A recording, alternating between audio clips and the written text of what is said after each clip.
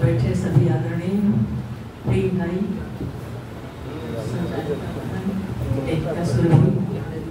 और बलवंत जी की श्रीमती जी जिनका नाम है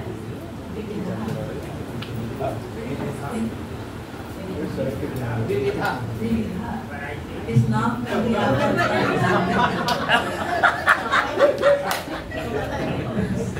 सामने बैठे सभी बंधुओं को बहनों को सावन का महीना है।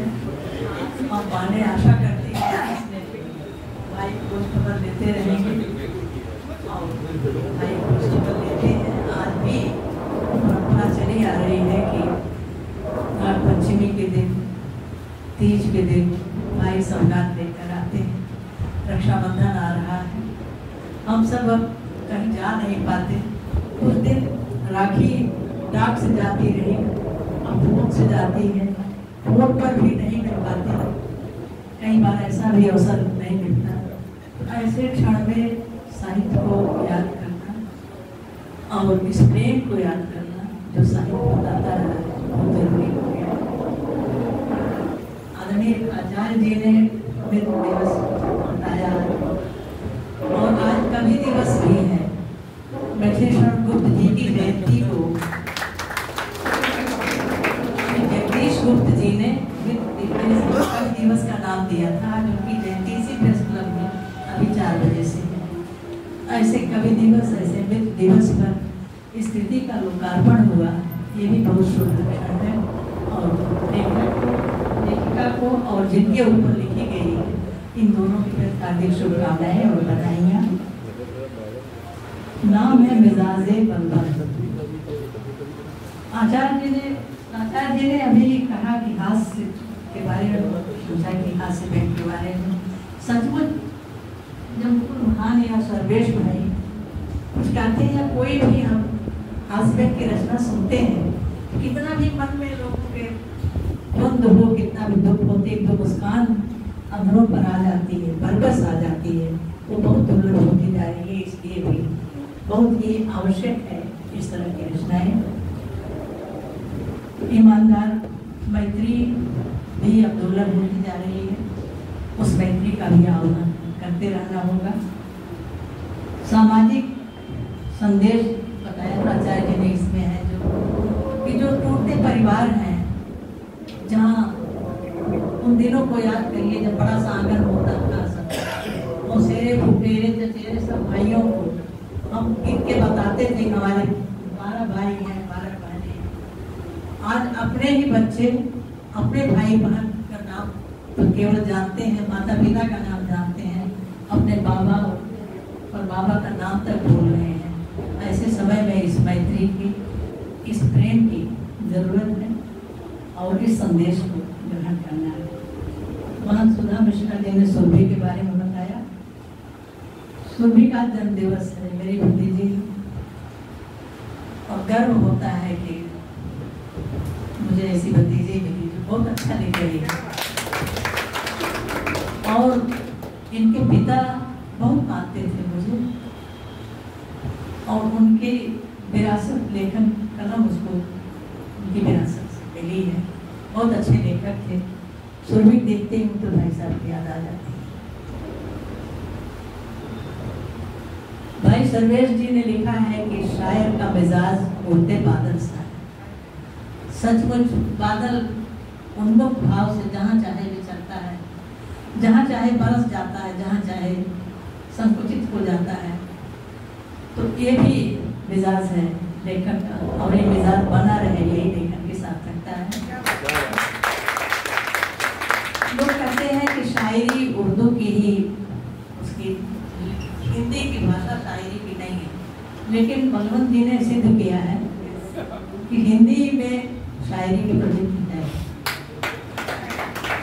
हिंदी की प्रकृति शायरी की है।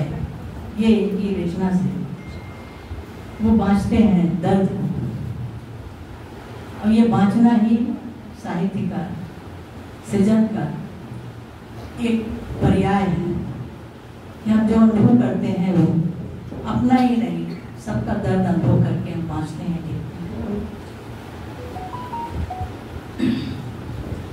बारी बारी से सब मुझको छोड़ गए पंक्तियां हैं, ये आज हर व्यक्ति अनुभव करता है। कोई साथ सुख में देता है, अब कुछ लोग सुख में भी साथ नहीं देने आ रहे हैं। लोग अपने आप अपना सुख अपना दुख झेल रहे हैं। ये जो विसंगति जीवन में आई है उसे कविता ही दूर कर सकती है। घर के बंटवारे का दर्द सभी झेल रहे हैं। ये बंटवारा केवल संपत्ति का ही नहीं है, बहुत कुछ अपनी संवेदनाओं का बंटवारा भी अब हम आपस में नहीं कर पाते ईमानदारी से। ये भी जरूरी है कि लेखक कैसे उस दर्द को बांटे, लोग अनुभव कर सके, और कैसे ये आस्था का स्वर ने प्रश्न किया है, उसके उत्तर में बलवंत जी ने कहा कि नकारात्मक है। जब वो आजकल राजनीति है, जो मंच की राजनीति, उसके बारे में, तो ये नकारात्मकता का नकारना और आस्था के स्वर को उभारना।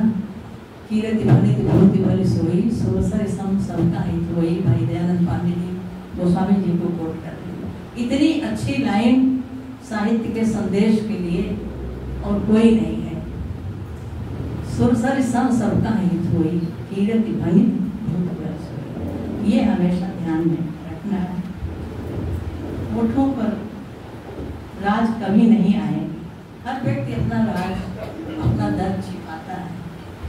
कुल की मर्यादा के लिए भी, समाज की मर्यादा के लिए भी बहुत सारी बातें हम देखते हैं, सहते हैं, लेकिन अभिव्यक्त नहीं करते, क्योंकि उससे और दुर्गंध फैलेगी और बुराइयां फैलेगी।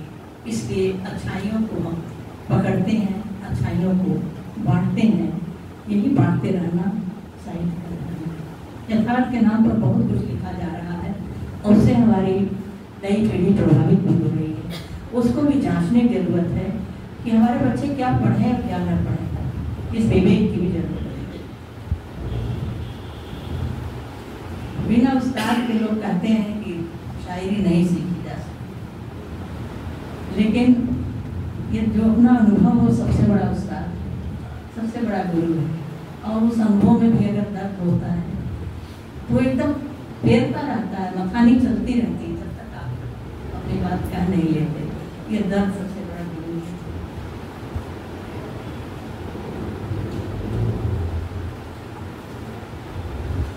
ये एक अभिनव प्रयोग है, सुरवीर किया है। अपने बारे में सब लिखते हैं, लेकिन जिस पाठक के रूप में अगर किसी की रचना पसंद आ गई, उसके बारे में लिखना बहुत बड़ी बात है। बड़ा मन उसके लिए होना चाहिए।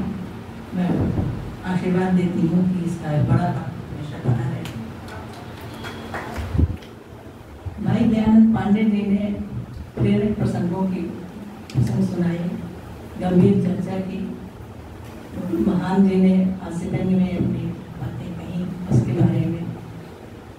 उतनी देर माहौल एकदम से लगा कि इस समाज से अलग हम कहीं चले गए हैं, जहाँ पूरा मन है, हम अनुभव कर रहे हैं, हम हंस रहे हैं, सबके ठहाके लगे, ये ठहाके आज जरूरी हो गए हैं। अब तो योग में भी कहते हैं खूब जोर जोर से हंसिए, लेकिन हंसे कैसे? कोई चारों तरफ से इतने दबाव में कोई हंस नहीं पाता, इसलिए भी हंसने जरूरी है। बलवंत जी का लिखना जितना सहज है, उसी तरह उनका व्यक्तित्व भी, उनकी रचना में उनका सहज व्यक्तित्व झलकता है। दर्द और संघर्ष शक्ति देते हैं। कलम उस दर्द को कागज पर उतार कर समाज को साधारणीकरण का अवसर देती है। अपने दर्द को सबका दर्द बनाती है और परोसती है, और सबके दर्द को अपना करती है, तभी सार्थक अभिव्यक्ति होती है।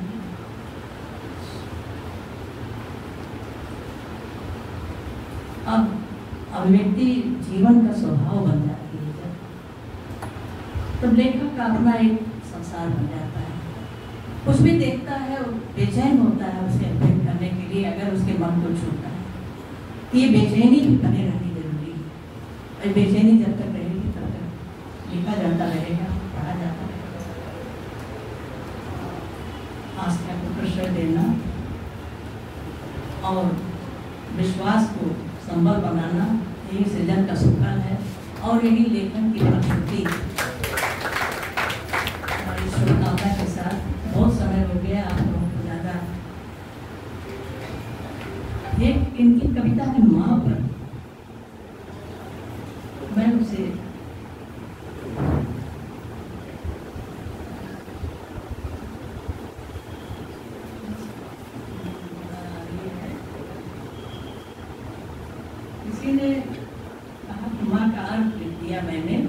मुझसे पूछा गया था माँ क्या है, माँ अर्श है। अब घर जाना है, माँ राह देख रही हो। इतना दिल को छूने वाला। हर माँ इंतजार करती है अपने हाथ से अपने बेटों को खिलाएगी, उसका दुख सुख पूछेगी। अब माताओं से बच्चे दूर हो गए हैं, ये दर्द जो मेरा स्वागत योगी। प्रेम के बारे में आपने जितनी लड़ाई की तेरे बाजू की सीट का, उतना तो तख्तो ताज के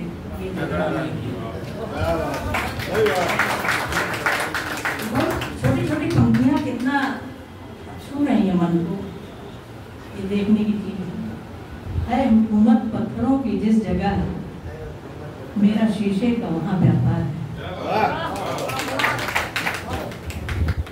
हर व्यक्ति पत्थर हाथ के लिए खड़ा है, वो भी शीशे का दिल है। कभी कभी शीशे टूटता है, उसके सामने तमाम लोग पत्थर उसे झेलना पड़ता है, लेकिन फिर भी वो अपने शीशे के घर को बचाता रहता है। ये उसके दर्द की शक्ति। मुकुल महादेव ने कहा था प्रेम क्यों करते हैं? ये प्रश्न आज भी प्रश्न बनकर खड़ा हुआ है, बहुत बड़ा प्रश्न है। आज शादी विवाह के अवसर पर भी जब ये वर देख करके पिता आता है, लड़की पूछती है क्यों इससे क्या है इसमें, उसके पीछे क्या क्या अपेक्षाएं हैं लड़कियों की और क्या क्या अपेक्षाएं हैं लड़कों की। वहाँ प्रेम कहीं और गुप्त हो जाता है, केवल अर्थ, केवल सुविधाएं रह जाती है। ये जो आज की संस्कृति है, इसे समझने की और इस नई पीढ़ी को मार्ग दिखाने का भी काम साहित्यकार का है। और इसे हमेशा एक गणित, प्रेम के बीच गणित आ गया है। हमको क्या मिला, आपने क्या दिया, क्यों नहीं दिया, ये प्रश्न हर परिवार में उठ रहा है, हर संतानें पूछ रही है, चाहे कितना भी माँ बाप कर रहे हैं। ये जो दुराव, ये जो व्यक्तिगत स्वतंत्रता के नाम पर अहंकार, ये सब भी साहित्य का विषय लिए हैं और इनकी चर्चा बराबर होती रहनी चाहिए। यही लेखन की सार्थकता है। बहुत बहुत